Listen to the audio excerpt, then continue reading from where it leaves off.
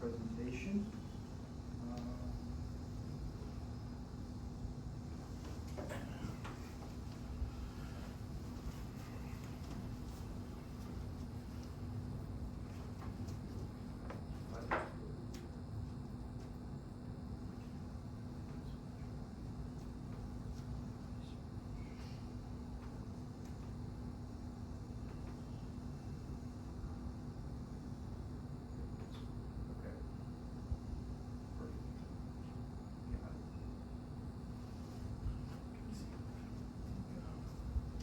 Go ahead, sir.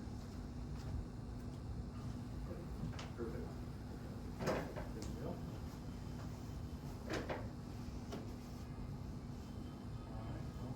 I'll begin. Moving on to my next paper. This one was Wealth Management, Private Equities, Inorganic Growth Clean, and kind of getting into the idea or the framework behind this specific research.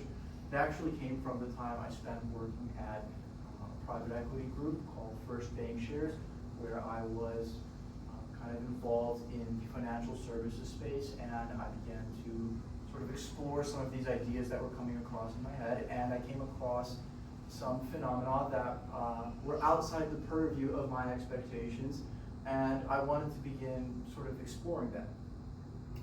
Now kind of begin and jump into really just a backdrop between sort of what I was thinking going into this. Now, a lot of the research that I've done in this space was regarding actually multifamily offices and family offices. And what I found and saw was that in the last, we'll call it 2 to 3 years, you've seen multifamily offices and family offices restructuring their entire portfolio and asset allocation models, right? So we've seen these huge shifts compared to whatever traditional portfolio models may be, going to 55% or sometimes 60% of the portfolio being allocated towards private investments, with only 40% then being allocated towards public equities and public investments. So with that influx, there was actually some significant opportunities from a synergy standpoint that I believe have contributed to this massive rise, and really what's an excellent, about a 10.7% CAGR for the global wealth management asset opportunity, and this is in trillions of dollars. But the industry itself is transforming quite rapidly. There's 4 key items that I just point out very briefly, kind of to give a background. And the first is tech-enabled advising. So that's going to be items like perhaps a robo-advisor, or simply the capacity in which financial advisors and wealth managers are able to leverage technology in order to generate additional alpha for their clients.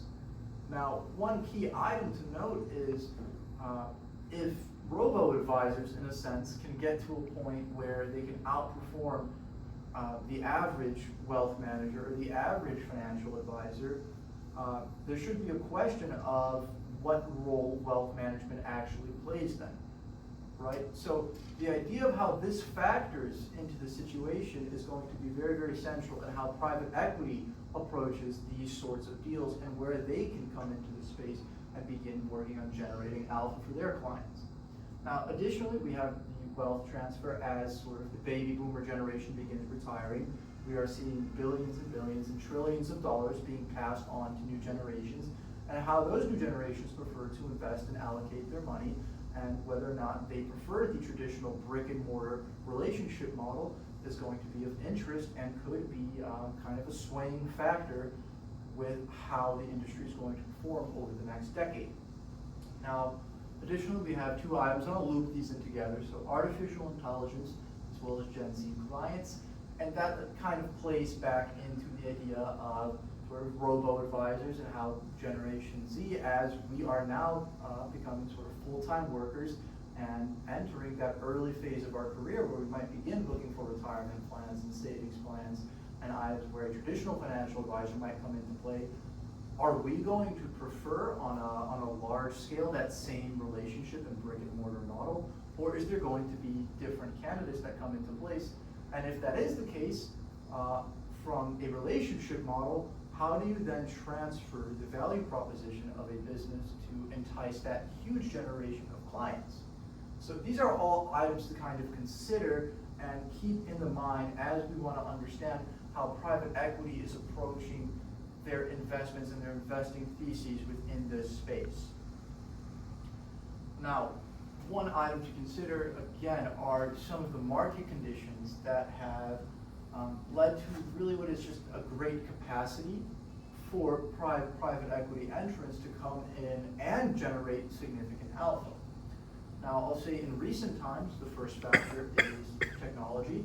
So things like generative AI, data management software, as well as compliance issues, so things like cybersecurity, where traditional smaller wealth managers may not be able to access necessarily the upper echelon of these service segments in order to sort of prepare or market their own firm. However, through cost sharing and consolidating these firms, they're able to sort of take away, at least from a financial standpoint, those burdens and those costs.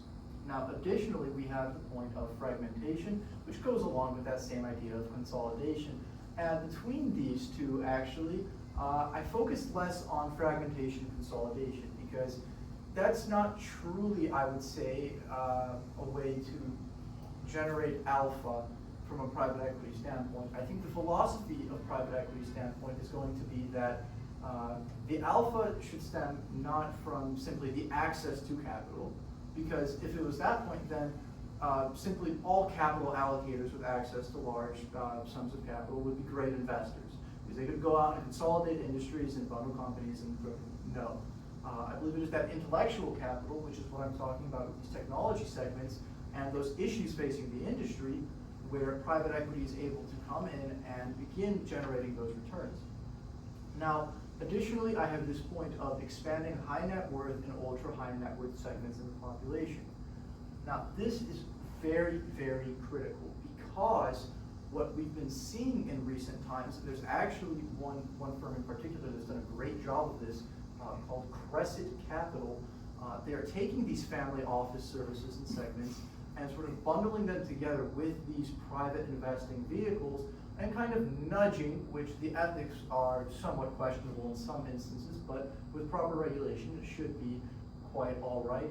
But actually bundling those services of wealth management and additional high net worth sort of wealth management services with access to those private investing vehicles as people want to de-risk and stem away from public equities. Now, we've seen a similar situation again in an adjacent industry with accounting.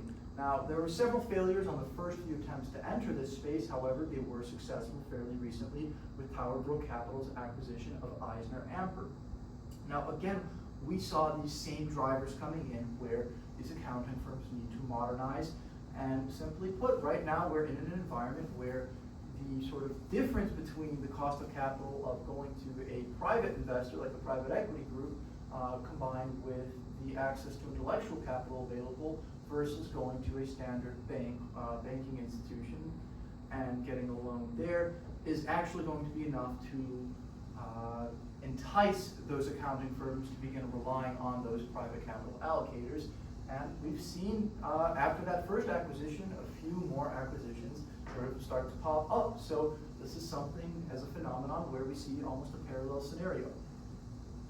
Now again, talking about these formative strategies in this space, the three key principles: consolidation, technology, and synergies. So those synergies are going to be from that sort of ancillary service management standpoint, right? So it's going to be if we can sort of come in and bundle a few different firms together, or if we already have an ecosystem of some number of, say, various adjacent firms together, we can begin cross-selling and increasing revenue, depending on how you want to view it, organically or inorganically through those acquisitions. Now, there's also that burden of technology where they're getting over the hurdle of getting access to those various more advanced sort of software suites and platforms for data management, CRM sort of databases and items like that, where you know, your regular financial advisor who has, say, a book of $10 million or $5 million in assets under management may not be able to sort of reach that same hurdle that larger firms are able to. And then again, there's the idea of consolidation, but I'll reverberate again. I don't believe this is an item to highlight for studying. I believe it's very simple, and the ideas behind it are very, very drawn out and straightforward. Now, moving forwards, I'll go into 2 slides here. These are a list of some different public transactions, actually.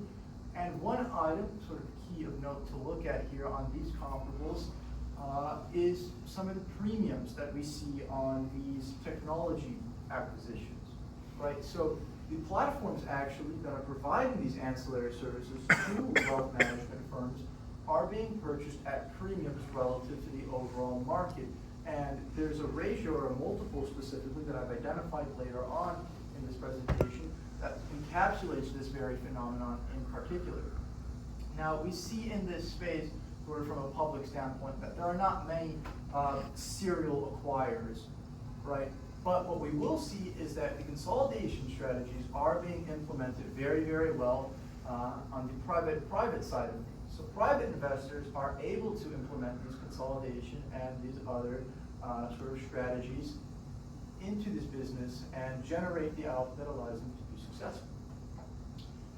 Now, looking at the transactions with the private equity focus, we can see first by transaction type or the format which these businesses are being acquired by, it's largely going to be through M&A, be it through minority stakes or through whole acquisitions.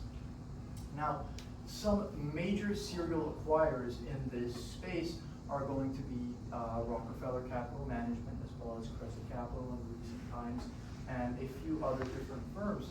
But one thing that we can kind of see across all of these transactions, and what I've seen going through S&P Capital IQ and looking at the transacting history of these firms, is that they had already conducted certain transactions or acquisitions in industries or sectors that are immediately adjacent to the wealth management space. So accounting, tax and audit practices, items like that. They had already transacted with similar firms and begun building out a rudimentary but a clearly present ecosystem. So essentially what they're doing is they're taking some more back office or type 2 services and bundling them together with the services that clients want, services that are going to essentially set individuals up for retirement, and eventually on their exit strategy, that is going to be what sort of generates their return, that increase in the multiple. And it's been so far an incredibly successful strategy for many different firms transacting in this space, right? Moving forwards, I think it's going to be interesting looking at and understanding or trying to anticipate how changes in the technological landscape, especially as some of the tangible benefits of generative AI and various artificial intelligence technologies come into play, and we see them actually being implemented and generating results. So how private equity firms manage this specific item is going to be of interest. But moving on kind of here, one item to look at, and this was the transaction premium ratio that I created. I'm a very, very big fan of this specific multiple. So what I really liked about this was it allowed me to look back and track these transactions where they were trading at and gauge whether or not this transaction was in line with market or out of line with market. And now what that does is it allows you to understand if a particular acquisition was simply kind of a regular acquisition and it's just another piece into the puzzle and it's just kind of the continuation of a roll-up strategy, or if this acquisition is more strategic in nature and plays a more vital role in some kind of a private equity investing strategy. Now what we did was we took the enterprise value over the transaction value and divided this by the transaction value over the assets, which results in this equation. And if you kind of sort of expand that out and understand, we can see that the less assets being involved in this, the higher premium that is simply going to be generated overall, and vice versa. So that's telling us whether or not the discount or the premium is going to be coming into play with these transactions, and ultimately tells us, is this out of line or in line with where the market is right now? and begins informing some of those strategic items. Now again, this was sort of the charting of the data. Now we can see how well it actually tracks the changes in the federal funds rate on a year-over-year basis. So we only have really, I would say, one major, or two major outliers actually in 2022 as well as 2015. And now this in 2022, I believe, can be more attributed to the massive rate hike that we saw.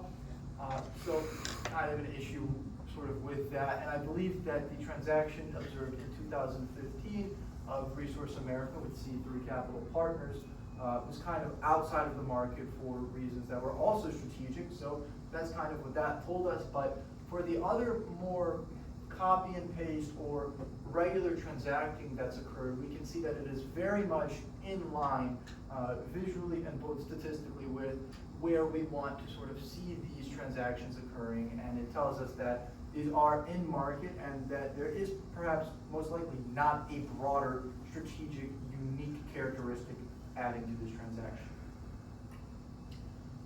Now overall, I think that the study is somewhat important from a multiple standpoint because it creates a new way to very quickly and very easily measure what potential market reaction or market perception might be to a transaction, and it also brings up potentially the issues and the ideas that are coming forth in this space for new generations of clients and how financial advisors as well as private investors can begin preparing to capitalize on those transformations and those changes.